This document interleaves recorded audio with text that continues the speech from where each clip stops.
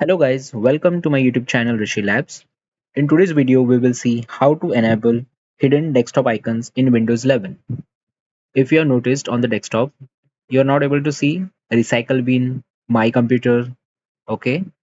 So how to enable those hidden icons? You need to click on Windows over here. In search, you need to type themes. Just enter themes, you will get an option themes and related settings. Click on it. On this page, scroll down, you will get this option desktop icon settings. Select it. Now you can see here there are 5 desktop icons which can be enabled. One is the My Computer, Recycle Bin, User Files, Control Panel, and Network. Okay, then click on Apply. If you want, you can change their icon, but I'll just enable it. Click on Apply and click on OK and close this page.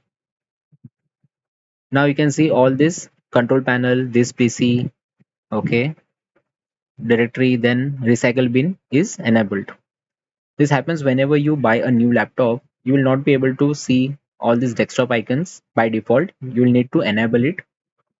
So this is how you can enable those desktop icons. Thanks for watching. Do subscribe to my YouTube channel Rishi Labs.